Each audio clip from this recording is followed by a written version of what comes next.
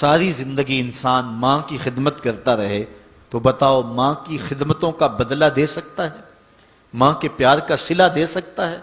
عرض کی گئی کہ میں اپنی ماں کو اپنے کندھوں پہ اٹھا کر کے حج کروایا ہے اور سائی اور کعبۃ اللہ کا طواف کرایا ہے، اور حالت یہ تھی کہ اگر چٹان کے اوپر گوشت کا ایک ٹکڑا ڈال دیا جاتا تو وہ بھی بھن کے کباب بن جاتا، اتنی گرمی کی شدت تھی۔ کیا میری ماں نے میری جو خدمت کی، میری کفالت کی، مجھے دودھ پلایا، مجھے جنم دیا، تو میں نے کیا ماں کی خدمتوں کا صلہ دے دیا ہے؟ تو جواب آیا تو نے ابھی اس کی ایک مسکراہٹ کا بدلہ بھی نہیں دیا۔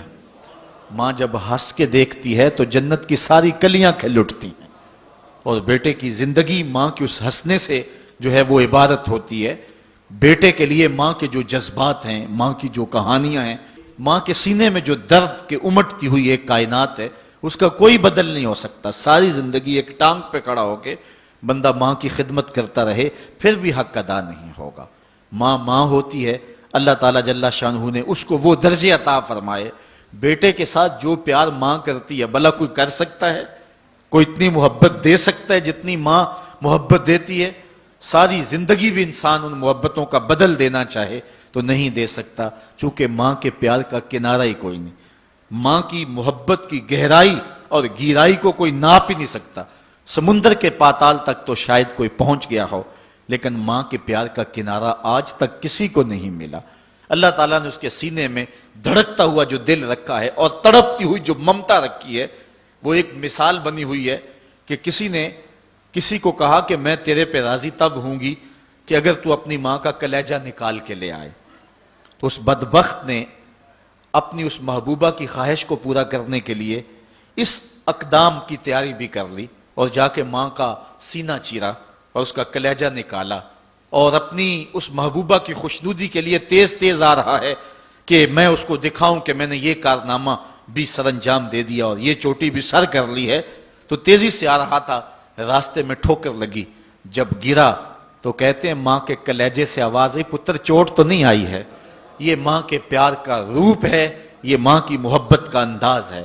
دنیا والوں، ماں کی قدر کو ضائع نہ کرنا، ماں کے پیار کو اور اس کی محبت کا صلہ دے تو نہیں سکتے، لیکن ساری زندگی ماں کی نوکری کرنا اور اپنے باپ کی زندگی کے اندر کبھی بھی نافرمانی نہ کرنا، یہ سعادت مندی اور خوش نصیبی ہوتی ہے۔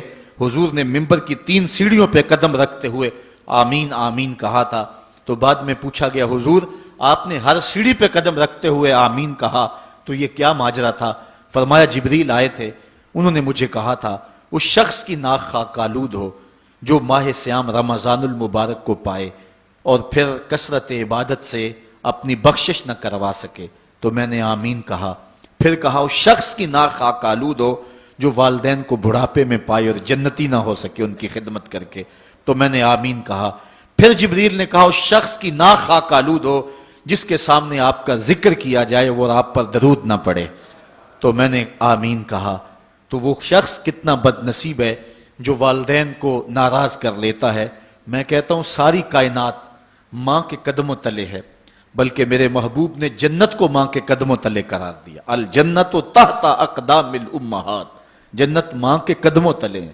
ماں اتنا پیار کرتی ہے کہ جس کا کسی ترازو پہ تول نہیں ہو سکتا، اور اس کے پیار کا صلہ بدلہ ساری زندگی خدمت میں بھی گزار دیں پھر بھی نہیں دیا جا سکتا۔ اس قدر ماں کے حق کیوں ہیں؟ اس لیے کہ ماں نے بچے کو جنم دیا ہے۔ جس نے جنم دیا ہے اس کے اتنے حق ہیں، تو جس رب نے خلق کیا ہے اس کے کتنے حق ہوں گے؟